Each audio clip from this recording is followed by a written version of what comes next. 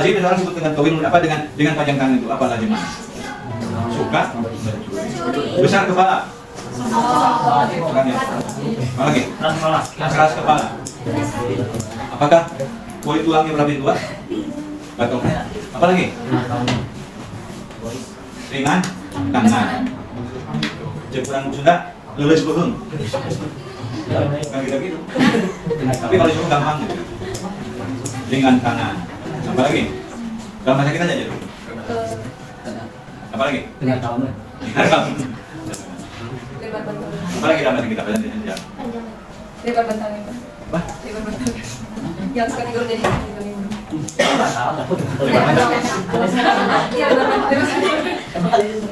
Maksudnya banyak kan, ada kado, ada ketihan, orang TV. Apa lagi? Udah curi banyak. Panjang lidah. Ingat tangan. Buah tangan itu apa? Oleh. Banyak lebar. Tadi ya disebut dengan apa? Besar kepala itu yang lazimnya apa? Dan mari kita telusuri, itu kan lazimnya sombong. Ada tidak orang yang besar kepalanya tetapi tidak punya sifat sombong? Ini panjang tangan itu apa? Suka mencuri. Ada orang yang tangannya panjang tapi tidak punya sifat suka mencuri? Nah, kelaziman makna daripada apa? Dari besar kepala itu kepada mana sombong dan apa panjang tangan kepada suka mencuri ya. Itu yang disebut dengan hidayah, kelazimannya yang dimaksud. Tapi dengan pemahaman arti yang sesungguhnya bahwa orang itu besar kepala, memang besar kepalanya walaupun tidak sombong. Orang itu panjang tangannya tapi tidak suka mencuri. Itu mana hakikinya? Itu yang dimaksud dengan lafzul urida lafzul utika urida laziman. Jadi kelaziman mana yang dimaksud dalam hidayah ini? Kelazimannya. Lapanya ini kelazimannya apa? Dengan tidak tertentu kemungkinan bahwa kata tersebut bisa dipahami mana aslinya. Bahwa memang ada orang yang besar kepala tapi tidak sombong. Ini yang membedakan antara kinayah dengan majaz. Kalau majaz kan mana yang dimaksud bisa ke mana hakikinya? Tidak, bisa sebenarnya yang kedua itu. Mana farqinya itu? Kepada Pak dia yang dimaksud mana yang majaznya itu. Mengapa? Mana majaznya yang maksud? Mengapa? Karena mengapa bukan mana hakiki? Kenapa mana hakiki tidak boleh dipahami? Tidak boleh digunakan pada majaz. Tidak seperti yang kinayah tadi bahwa besar kepala mungkin ada orang yang besar kepalanya. Mengapa? Untuk majaz itu tidak boleh dipahami mana asli? Ada Korena baik lafiah maupun halian. Kata asal itu tidak dipahami pada aslinya ketika kita menemukan satu rangkaian kata atau struktur kalimat itu asalnya yaktubu qauma. Bahwa kata yaktubu menjadi Korena yang menghalangi lapan asal tidak dipahami mana aslinya. Coba tadi katanya besar kepala itu maknanya apa lazimnya sombong. Tapi mungkin juga ada orang yang memang besar kepala walaupun tidak sombong. Ada Korena enggak? Ada Korenanya enggak? Tidak ada. Berarti dengan demikian apa bedanya Koren dengan majaz? Ya. Mari Pak, kinayah dengan majaz. Majaz itu apa namanya? Kalau kinayah, itu umumnya begitu ya, konsep awalnya begitu. Walaupun tidak sama.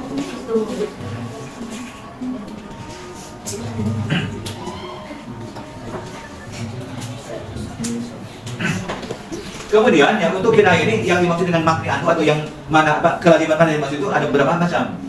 Ada mengenai apa tadi? Sifat tertentu. Panjang tangan apa tadi? Suka mencuri itu apa? Bukan malingnya tapi suka mencurinya itu. Suka mencuri itu sifat atau maksud? Sombong. Sifat. Berarti kita untuk kinayah itu untuk menjelaskan sifat-sifat tertentu. Dan sifat juga kan maksudnya berarti bendanya. Saudara manusia atau apa tadi? Bahwa dengan kinayah ini maksudnya benda tertentu atau maksud tertentu apa tadi contohnya? Apa? Buah tangan. Apa itu maksudnya? Oleh itu sifat atau maksud? Maksud. Nah, maka coba kita lihat di sana contoh. Yang pertama ya, tawilun najat, rafi'ul imad, kathirur roma. Mengenai tawilun najat artinya, terjemahnya. Panjang tali pedangnya, ke tali bolongnya. Apa maksudnya? Atau apa lazimnya? Nah di sana ini ingat untuk kinayah ini kita jangan mengesampingkan aspek kultural pengguna bahasa itu. Kultur Arab belum tentu sama dengan kita, mungkin banyak perbedaan juga. Ya semacam diorang menyong gado atau nyong gado? Dalam sunnah. Maksudnya apa? Saya menyong gado. Nah dari tincak bulu kan nyong gado. Tapi kalau di datan Arab katanya kalau orang meraba dagu yang lain bukan laki-laki perempuan, bukan laki-laki dengan laki-laki. Itu apa? Tanda apa? Perdamaian. Kurang banyak nyapa dulu kan, menyapa. Memegang dulu kan tidak sopan. Tapi coba di sana tuh, kalau itu tanda saya yang begitu. Ini kultur yang menggunakan. Jadi kita harus tahu seluruh kulturnya. Termasuk nanti beberapa kebudayaan tertentu, beberapa budaya tertentu, fenomena budaya tertentu. Nah, ini dengan kinaya ini kita ingin menentukan kelaziman menjadi sifat tertentu atau mausuf tertentu. Maka makna itu ada sifat, ada membawa pedang itu talinya bukan diikatkan di sini, tapi dari sini. Kalau kita mungkin pedang apa panjang dari pedang itu orang apa? Orang yang bagaimana? Orang yang atau orang urutnya burayut kan? Urutnya kan sampai sini, berarti kalau pedang kan banyak. Di sini kan. Kita kan orang yang urutnya biasa-biasa menggarukkan di sini. Orang yang gemuk bagaimana? Di sini kan. Gagal di sini. Jadi semakin gemuk badannya, semakin gemrot badannya, semakin burayut dah. Ayo agak burayut agak. Semakin gemrot badannya, semakin panjang tali yang dibutuhkan untuk pedangnya. Tapi di sana berbeda kulturnya. Jadi kalau pedang kita dari sini dari pinggang gimana? Disambirkan ke sini ke bahu. Di sini kan tali. Semakin tinggi orangnya, berarti semakin panjang tali yang diperlukan untuk pedangnya. Berarti kalau disebut dengan tawil aja itu orang badan pendek, orang tinggi. Orang yang tawil, yang tinggi postur tubuhnya. Kira-kira orang kakak atau orang pernah punya nggak begitu? Orang bang, sesuai kan? Setera apa pendek? Atletis dan sebagainya. Tidak krepeng, tidak kurus, tidak pendek, tidak semampai, semeter pun tidak sampai. Yang kedua, rofi'ul iman, tinggi, tiang rumahnya tinggi. Nah ini juga kelazimannya apa? Orang tadi itu punya sifat, itu kalau ke rumahnya itu suka datang orang-orang berbagai macam kalangan. Ada orang yang berkendaraan masuk ke rumahnya, bawa kendaraan masuk ke kalangan. Ayah ngesot oke datangnya bawa nama misalnya. Ada yang jalan kaki. Berbagai macam lapisan masyarakat datang ke rumahnya itu tidak terhalang oleh pintunya yang pendek, tinggi rumahnya. Kalau orang sering datang itu orang apa itu? Orang mulia atau orang yang dijauhi? Orang yang mulia, orang yang mulia. Orang terhormat lah. Lalu ringan. Sengaja rumahnya pendek tapi terhormat, kita katakan rofi'ul iman. Tapi sebaliknya, ada orang yang tidak punya sifat demikian tapi rumahnya apa? Dia rumahnya tinggi saja. Orang kenapa? Misalnya orang Belanda kan, atau orang Eropa, orang Amerika kan tinggi-tinggi karena yang orangnya bersudak lah. Yang ketiga, dia itu punya sifat apa? Nadirul Roma. Apa Roma? Debu atau abu, sisa kebakaran. Banyak sekali abunya. Tidak masyarakat, meskipun musim dingin kan debu itu kan suka, gitu tertekan. Ini musim dingin, tapi debunya numpuk. Nah ini apa maksudnya? Orang ini tamu-tamu yang datang tadi itu suka dijamu dengan makanannya. Selalu saja jamu dengan makanan. Dapurnya selalu sibuk dengan kegiatan memasak seperti begitu. Dulu kan ada kompor gas? Ada. Ada kompor? Kompor listrik?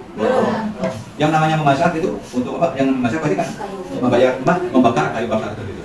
Sehingga karena seringnya melakukan proses memasak itu kan membakar kayu itu kan, jadi banyak sisa-sisa pembakarannya. Bertumpuk lah walaupun musim dingin. Nah itu memberikan satu gambaran bahwa dia orang yang bagaimana? Orang yang dermawan suka. Karena sering memasak kan. Jadi tidak terisuguhan anggur yang datang itu.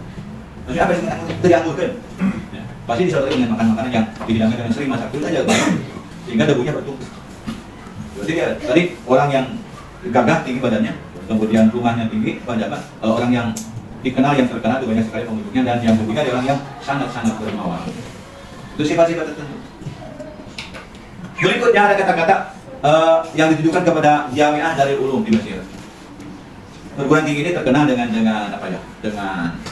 Dengan bukan semangatnya, dengan aktivitasnya dalam menghidupkan bahasa Arab. Sehingga jurusan-jurusan mungkin di sana hanya jurusan PBA, mungkin di sana ada jurusan sorot, mungkin jurusan nahwu. Karena bahasa Arab betul-betul dikaji di sana. Maka timbul ada kata-kata wajadat fihi bintu Adnan daron. Apa katanya? Dakarot ha? Betul. Di sini kan digaris bawah kata bintu Adnan. Tadi pakai Roman sebagai. Mal murad bintu Adnan. Atau terjemahnya apa dulu? Bintu Adnan. Anak perempuan. Apa itu yang dimaksud? Karena di sana dia pakai pengantar bahwa Darul Ulum ini adalah universitas yang sangat yang begitu aktif menghidupkan ke bahasa Arab. Wajadat fikih. Bintu Adnan mendapatkan tempat pada Darul Ulum ini yang diingat oleh orang-orang yang Arab asli. Jadi orang bahasa Arab asli kita belajar di Darul Ulum supaya kita kenal bahasa Arab dari zaman ke zaman, dari yang asli kepada yang masa kini pada di Darul Ulum. Nah, Bintu Adnan ini adalah nama lain untuk Al-Lughah Al-Arabiyah. Abu Bakar. Siapa yang maksudnya Abu Bakar? Orang tua Nabi Muhammad. Salah satu orang tua Nabi Muhammad. Apa lagi? Nama aslinya siapa? Abu bin Quhafah.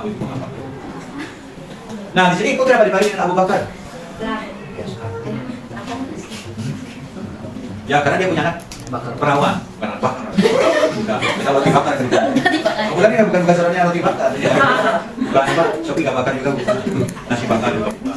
Pokoknya bakar kan perawan. Karena Nabi kan punya istri yang perawan itu dari punya istri yang masih perawan itu dari anaknya Abu Bakar. Makanya disebut bapaknya perawan. Tadi apakah bintu Adnan bisa dipahami mana aslinya? Bisa. Dalam konteks kinayah ini. Bisa nggak? Kunyah, bukan dikunyah, al-kunyah. Al-kunyah itu yang memakai abun, umun, ibnun, bintun. Digabungkan itu menjadi alam. Jadi ada bintu Adnan, bintu Adnan. Nah, untuk kasus ini kinayah itu tidak dipahami mana aslinya. Khusus untuk ini. Termasuk contoh yang lain dalam bahasa Arab ada kata-kata bintu dahri. Pada contoh sini ada kata-kata yang berbunyi bintan dahri, wahai bintan dahri, indi kullu bintin. Pada diriku telah terdapat banyak bintun. Pakai bahasa anti minas siham. Bagaimana kau bisa masuk ke dalam tubuhku sambil berdesak-desakan? Apa yang maksud dengan bintun dahri di sini? Penyakit demam, al-humma. Anda itu punya penyakit demam kan? Nakot, tapi begitu. Ini, ya namanya meriang. Kalau meriang itu menunjukkan kasih sayang. Meriang. Itu kan al-humma. Ketika kita merasakan penyakit, kemudian ada lagi terasa penyakit yang lain sepertinya masuk. Makanya sini bintu dahri itu merupakan bentuk kinayah daripada al-humma, penyakit demam. Tidak bisa dilakukan pilihan hal itu. Tidak bisa dipahami aslinya. Sudah saja penyakit demam. Ya. Tadi kathir roman itu menunjukkan apa? Kinayah itu apa? Orang dermawan. Dermawan itu sifatnya musuh. Sifat. Bintu dahri itu kan al-lughah Arabiyah. Al-lughah Arabiyah sifatnya musuh. Al-lughah Arabiyah bahasa Arab. Sifatnya musuh. Benda atau sifatnya? Bendanya atau maksudnya. Maka dengan demikian dalam kinayah itu ada disebut dengan makni anhu, kelaziman makna yang dimaksud. Ada kelaziman makna yang dimaksud atau makna yang itu berupa sifat yang tadi ada berupa mausul. Ada juga yang berupa nisbah. Mana coba sebutkan satu berikutnya. Oh itu mana? Lain. Oh itu mana? Apa? Ad-dharibu. Ad-dharibina ikulli abyani mihdam majami'ah watta'inina majami'ah ad-dhar. Yang menghantam-hantam dengan yang putih lagi tajam.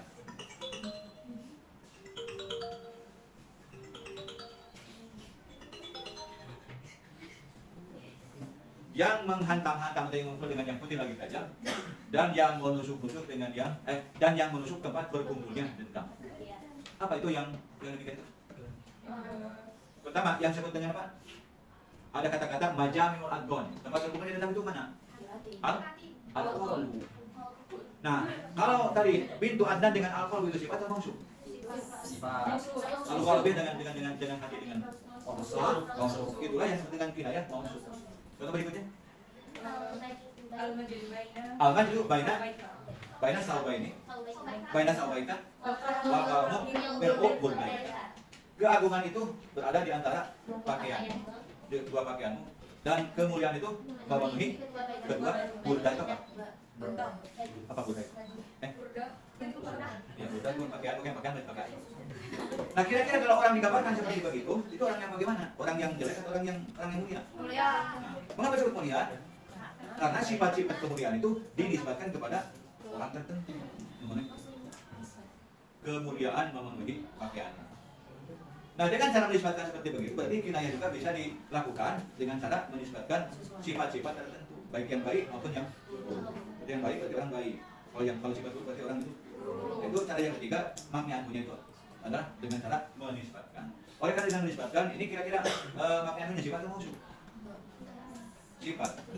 Nah itu berarti sifat itu pertama ada sifat tertentu, yang kedua dengan cara menisbatkan, dan yang kedua ada yang disebut dengan mausuf, benda tertentu lah.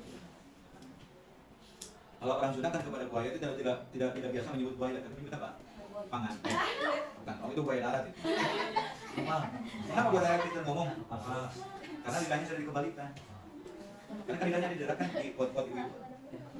Kalau di Mara kan buaya itu tidak punya lidah, makanya tidak bisa berbohong. Karena lidahnya di mana? Ada di pas lidah buaya kan di sana. Kapan lidah itu punya buaya kalau sudah berdarah? Makanya pintar mulai. Oke, sampai itu bilang ya. Ya, terus sekarang yang jadi persoalan, bagaimana kita cara menentukan kelaziman mana itu? Mudah atau susah? Udah. Coba tadi dari kata hati rolongan sampai kepada sifat dermawan. Mudah atau susah? Menurut kita. Gampang, langsung kita setelah ketika menyebutkan selamat orang dermawan.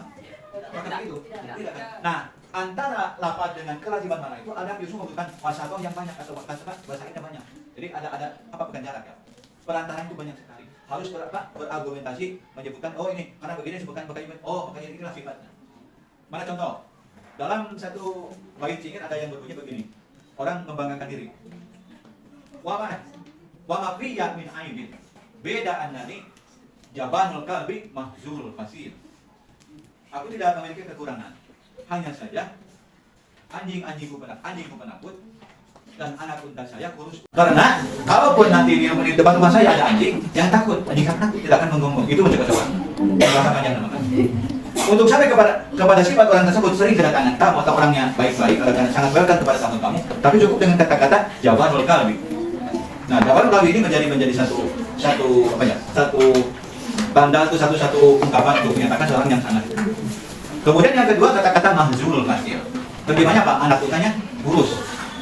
Anak unta kurus bagus itu tidak? Ya kan sudah kan jelek. Kalau unta kurang gizi, jadi tidak mendapatkan jaminan daripada MBG. Jadi maksudnya apa?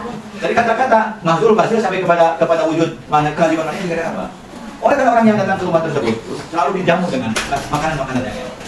Ya, selalu saja makan yang enak yang disampaikan, yang disalurkan sebagai sajian-sajian disuguhi dengan makanan yang enak. Sampai jika pun dia memiliki induk unta yang sedang menyusui, maka yang disembelih itu anaknya atau induknya? Anaknya. Induknya. Karena apa? Supaya lebih gede dagingnya. Bukan olah lah daripada daging unta dibunuh.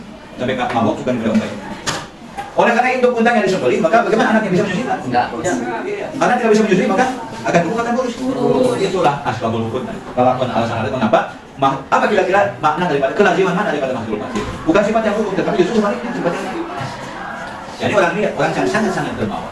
Apapun itu suka disodorkan kepada, sehingga kalaupun dia punya induk unta yang sedang menyusui, yang disembelih itu bukan anak tetapi induk. Oleh karena induknya disembelih, maka anaknya tidak bisa menyusui. Jadilah anak unta itu kurus. Nah, untuk sampai ke mana itu kan apakah pendek, mananya terpanjang? Itulah yang disebut dengan kasiratul wasatoh. Dari lapan kepada mananya begitu jauhnya. Nah, jika kita mendapatkan lapan kinayah dengan mana yang jauh seperti begitu, prosesnya jauh, itulah yang disebut dengan kinayah. Bisa lima apa? Talwi itu di house bapak gini house ikuti sana kamu ulangi nanti. Di bawah kaidah ada sana. Kita kasurat al-masahih. Seperti kasih roman, maka kinayah disebut dengan kinayah. Talwi. Bukan talwi. Tahu talwi? Talwi. Berikutnya, jika dari lapan kepada kelaziman mana itu, ya sedikit tetapi khafiyat, tetapi khafiyat, sedikit tetapi agak tersembunyi. Apa namanya? Rumzun. Jadi kinayah rumus. Seperti huwa fulanun minal mustarikin. Dia tuh orang yang banyak istirahat. Dari kalangan orang yang suka istirahat. Itu kelaziman namanya apa? Lah. Orang yang gopi. Rada apa? Stupid, rada belum. Rada balahah, bolok. Bolok itu bahasa Arab, balahah. Coba cari balahah apa? Bolok. Balahah. Nah, kalau yang demikian disebut dengan kinayah apa? Arumzu. Dan yang berikutnya ketiga, jika antara lapan kepada kelaziman mana itu sedikit basaidnya, jalan apa proses itunya, proses pengolahan menjadi mengunculkan mana, bahkan hampir tidak ada dan jelas sama sekali itu. Seperti ini, tadi itu al-majidu baina saubaika, wal haramu milku burdaika. Berarti kan itu orang yang majid dan orang yang karim. Mohon maaf kalimah ya ini. Nah, yang demikian itu disebut dengan kinayah apa? Ima atau isyarat. Kalau wujud kan simbol, ini isyarat. Tanda. Kalau wujud itu lambang. Nah, ini berarti nanti di semester semester 6 nanti akan berbicara tentang semantik. Berarti ada proses mana, ada menyinggung persoalan mana kan? Akan ada rumus nanti tentang. Lagi, kalau dari lapat kepada kelaziman mana itu begitu banyak wasatohnya, itu disebut dengan apa? Talwi. Kalau sedikit tetapi tersembunyi namanya apa? Rumus. Kalau sedikit dan begitu jelas apa namanya? Isyarah atau imma. Au ma'a yumi'u sama dengan asyara yushiru. Dan yang berikutnya masih ada kinayah yang berupa sindiran dengan ungkapan. Bukan apa tadi tapi ungkapan. Misalnya, Anda bertemu dengan orang yang sedang menganiaya saudaranya. Anda tidak mengatakan, tidak melarang, tidak memerintah untuk menghentikan. Tapi Anda berkata, al-muslimu man salim al-muslim min lisanihi wa yadihi. Cukup saja begitu. Dengan pertimbangan mudah-mudahan dia paham bahwa perbuatan itu kan tidak termasuk baik menyakiti tetangga atau menyakiti saudara itu. Nah, ungkapan tadi masih juga kinayah, sindiran. Itu disebut dengan apa? Masuk kategori kinayah mana? Itu disebut dengan ta'rid, pakai ain. Ta'rid, itu sindiran itu. Bisa dapat ya? Kalbi, rumus, ifatul isyarah, kemudian ta'rid. Itu dengan memperhatikan dari apa? Aspek wasatoh. Wasatoh itu dari lafaz menuju ke laziman. Nah, oleh banyak tidak berbicara apa antara apa dengan apa, tidak itu ada mengatakan banal malzum, lafaznya dan lazim, al-lazim. Dari yang malzum kepada kelaziman mana itu hubungan itu relasinya seperti begitu dalam kinayah. Kinayah juga ini sepertinya ada unsur-unsur tasbih juga ini, karena ungkapan itu seperti ada kata-kata begitu kan. Ada. Dan di dalam Al-Quran kita menemukan contoh misalnya la taj'al yadaka apa? La taj'al yadaka ala unukika. Jangan kau jadikan tanganmu terbelenggu di lehermu. Begini kan? Itu kan larangan. Larangan tidak punya kekurangan. Tapi anjing yang penakut. Anjing yang penakut apa? Ya, apakah suka mengeluh? Tidak. Itu kalau anjing apa berapa? Ya anjing apa patung? Bukan itu. Kan anjing kan anjing kan kebiasaan suka mengeluh. Kalau ini ada rumah besar sekali ada gerbang. Di pintu gerbang ada tulis awas anjing galak. Tapi kan sana sih mengeluh. Apakah kalau anjingnya ditandai dengan itu ada tulisan awas ada anjing galak? Apakah rumah tersebut senang kedatangan kamu? Tidak. Dan sana ada anjing galak kan itu. Oh nurek lagi Pak, hutang atau ngaji pajak Pak. Ya pakai guru gitu. Nah, di sini orang itu mengatakan jawabanul kalbi. Itu sebuah bukan peringatan ya, sebuah pemberitahuan. At-tahrim kan mengharamkan. Kalau kita memahami Al-Quran dengan lahiriah saja, level ayat berarti perbuatan begini haram atau halal? Haram atau boleh? Boleh. Kan tadi kata tanya. Atau kemudian wala tamsud hakulal basri. Jangan kau bentangkan kedua tanganmu itu sebentang-bentangnya. Pikiran. Kan bisa pikiran. Itu lalu lintas atau yang bagian pramuka itu yang benar. Nanti masalah haram itu dikurangi dengan gitu. Akan begitu? Kan tidak begitu. Lantas kalau jalan kamar itu merupakan sebuah sindiran juga. Untuk apa? Larangan untuk apa? Tidak boleh berbuat kikir itu seorang secara tegasnya malah abkhol. Sedangkan malah tabzuta wala tubadir. Jangan kikir dan jangan suka menghambur-hambur, berpoyak-poyak. Jangan tengah-tengah. Nah itu kan. Nah ini kan banyak tadi menjelaskan mungkin tujuannya ada al-bujna, kemudian ada begitu. Tadi sebutnya huwa ya'ti ahlahu, dia mendatangi keluarganya. Maksudnya apa? Ya itulah suami mendatangi istrinya. Ya'ti ahlahu, mendatangi istri. Itu kan penghalusan. Apa ya? Sekarang ada kasus dalam Al-Quran. Apakah ini kinayah atau majaz? Aula mastumun nisa. Mula masa nisa itu kira-kira dipahami secara majaz atau secara kinayah? Silakan ini dijelaskan. Kalau dipahami secara majaz kira-kira apa? Ini mana? Mula masa nisa. Bersentuhan kulit dengan perempuan. Kinayah. Kinayah atau majaz? Kinayah. Berarti kalau kinayah, lazimnya kalau bersentuhan kulit itu berarti apa? Harus wudu. Ya maksudnya apa? Kalau kinayah yang dimaksud dengan mula masa nisa apa? Laziman mananya? Mujama'ah. Bukan berjamaah. Mujama'ah. Nah, oleh karena kita kalau memang kinayah, kalau kinayah segala bersentuhan dianggap batal atau tidak? Kalau menurut sudut pandang kinayah, lazimnya kan mujama'ah. Ini bukan kinayah, lazimnya kan mujama'ah. Sedangkan tadi dalam kinayah itu apa? Selain yang dimaksud kelaziman mana, ada kebolehan menggunakan mana hakiki. Berarti bersentuhan membatalkan tidak? Membatalkan juga. Lazimnya memang gini, tapi oleh karena ini kinayah, berarti bersentuhan juga membatalkan. Itu kalau kinayah. Tapi bersama karena yang dimaksud dengan mula masa nisa itu adalah mujama'ah, berarti kan mana kedua itu yang dipakai. Berarti apa? Majaz. Tidak boleh dipahami hakikinya. Artinya kalau sekarang bersentuhan tidak usah membatalkan. Tidak dianggap tidak membatalkan. Itu kalau pendekatan apa? Atau sudut pandang apa? Majaz. Itu kan aku yang jadi menggunakan majaz. Yang dimaksud adalah mujama'ah. Jadi bersentuhan tidak dianggap batal, tidak akan membatalkan. Tapi saya menggunakan kinayah mana? Betul lazimnya bahwa yang harus menghalalkan itu adalah yang membatalkan itu adalah al-mujama'ah. Tetapi bersentuhan pun jangan membatalkan karena kinayah tadi ada ma'a jawazi iradati dzalika wa anatu kan maka saya daya alat untuk membedah itu. Ya, begitulah sebagai gambaran itu. Nah, sekarang mari kita lihat satu-satunya latihannya. Di sana ada kata apa? Na'o, mudroha. Kira-kira itu siapa yang begitu tuh? Orang yang apa? Perempuan yang suka tidur pada waktu duha. Orang yang bagaimana itu? Di orang makanya orang perempuan yang kaslan. Karena dari Mawara, kalau itu pasti apa yang terlalu tidak datang waktu duha atau lainnya, langsung kena jikau. Bikin gitu ya. Nah ini kultur kita, tapi di dalam kultur mereka yang perempuan yang suka tidur waktu duha itu orang yang bagaimana? Orang yang senang dilayani. Jadi karena apa? Banyak TKW dari kita gitu. Nah itu dalam kultur mereka, namun duha adalah perempuan yang senang. Berikutnya. Alko fulanun anso. Alko yulki melebarkan apa? Tongkat. Nah ini juga kultur bahwa dalam budaya mereka orang itu kalau bepergian bawa apa? Tongkat. Jadi tongkat itu buntelan disodok beda ini. Biasanya terkimal, namanya segala macam pakaian, saling dan sebagainya. Nah sekarang dia sudah melebarkan tongkatnya, berarti orang itu sudah bagaimana? Istirahat, sudah pulang ke rumah. Dia kan turun. Kan ada orang kan juga bepergian kan. Bepergian suka bepergian. Jadi sekarang tongkatnya sudah dileparkan, berarti sudah ada di rumah, sudah pulang. Berikutnya. Nah, imatul apa? Berarti laki-laki itu perempuan. Kemana nah imah? Halus. Perempuan itu halus kedua telapak tangannya. Tidak kolorok. Karena suka malu. Ini juga saya memberi orang apa? Orang yang senang. Karena apa ya? Mari bukan manipur, yang menghibur. Apa lagi? Seorang itu mengetuk-ngetuk kayak gini itu tanda apa? Marah. Silakan aja. Apa lagi?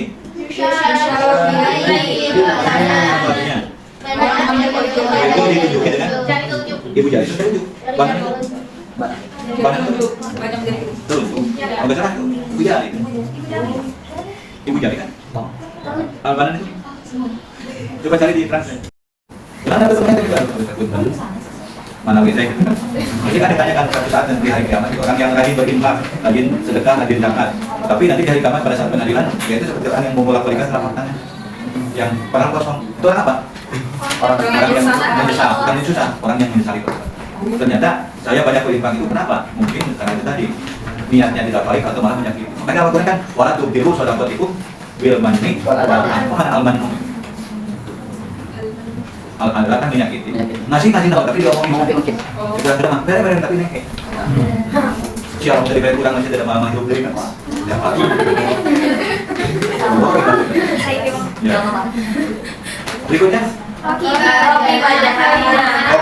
jangan ini mana bukan nang mana mana burung punta. Burung punta segede uyuk.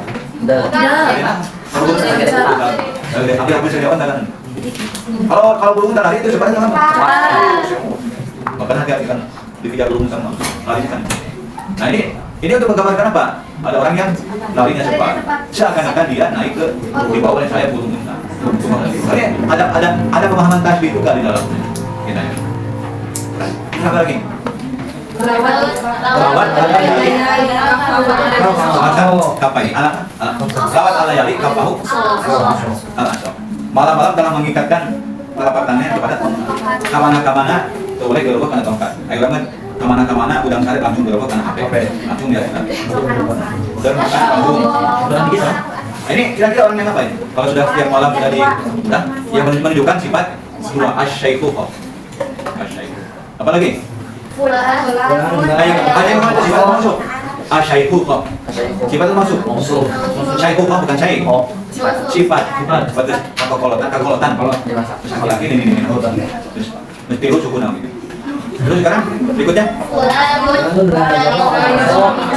Kebalikan yang tadi dia adalah orang yang tidak pernah meletakkan tongkat dari pundaknya. Kan tadi kan orang Arab itu kebiasaannya kalau bepergian sudah bawa tongkat. Ayo nama si Pulan tidak pernah resort itu, tidak pernah resort tidak tongkat. Maksudnya apa? Orang yang kadirul Sakatir sapa.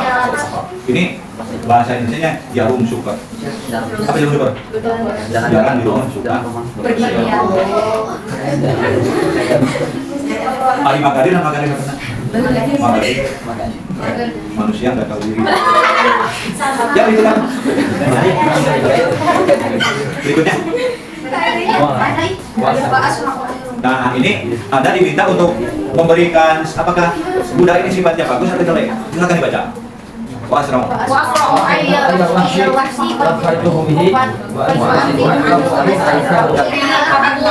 Wasrong ala wah. Ya wasrong ala wahsi. Apa itu? Terus wahilo. Dan aku mengejar-kejar ya binatang buruan apapun dengan menaiki kuda yang tadi. Terus setelah selesai berburu, aku turun dari kuda itu. Bagaimana keadaan kudanya? Seperti ketika aku naik. Nah kira-kira yang kuda bagus kuda jelek? Bagus.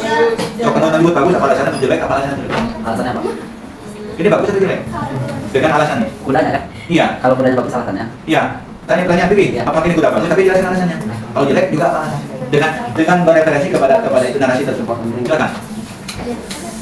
Aku mengejar berbagai macam binatang buruan dengan kuda naik kuda tersebut. Dan setelah selesai aku turun dari kuda tersebut dan kondisi kuda itu seperti awal aku naiki, bukan Adidas naiki. Bagus. Apa alasannya Zabda? Alasannya tangguh, perkasa. Perkasa terima. kudanya seperti nggak modal mon. Ya, Energinya sama. energinya sama. Jadi pakai harga gitu. Silakan. Yang ini saya kan, dia kan berburu menggunakan atau naik dengan menaiki kuda tersebut. Kalau berburu kira-kira dia atau lari? Lari kan? Lari itu butuh tenaga? Mengeluarkan tenaga? Menghabiskan tenaga? Menggunakan tenaga. Nah kalau sudah menggunakan tenaga berarti kan berkurang tenaganya. Dengan kata lain misalnya, kalau kita lari kan Anda suka mas-masan gitu kan, hengkong kan? Mobil juga terus digobain kan juga habis bensin. Nah ini setelah digunakan mengejar binatang buruan itu kesana kemari, terus selesai berburu aku turun. Keadaannya seperti ketika dia naiki capek nggak kudanya? Nah emang nggak? Nah itu loh maksudnya. Kenapa dikatakan ini kuda bagus? Berarti ini sifatnya kuda ini bagus. Tapi kita harus bisa mendapatkan ini. Anda ingin mendeskripsikan bahwa kuda saya tanpa menyebut bagus atau jelek, saya ingin gambarkan dengan ciri-ciri seperti itu. Ketika aku turun menggunakan dia, kemudian turun kudanya. Jika daya tapak na acana. Mundina kerut mah gedang bulu salamat tenang terincat nah gitu kan benar. Artinya tidak ada pengaruhnya sama sekali secapek apapun, seberat apapun usaha yang dilakukan oleh kuda tersebut. Tetap saja gambarannya seperti ketika aku mau naik itu garekan macam itu berat ya baca nonton kahengok kan wah capek nah itu ada lagi sudah gitu. Ini materi terakhir untuk pembahasan yang membayar. Jadi siap-siap lah, 2 pertemuan lagi menjelang kita melaksanakan hari raya. Nanti kita pertemuan berikutnya lebih kepada review lagi, tapi dengan pembahasan itu ya. Mudah-mudahan nanti untuk memperagakan mereproduksi lagi memori-memori kita dari mulai dari karena ini kan di pasca Buddha itu kan dari istiaroh ya, dari sana apa ya, gak usah hafal yang dari awal. Tapi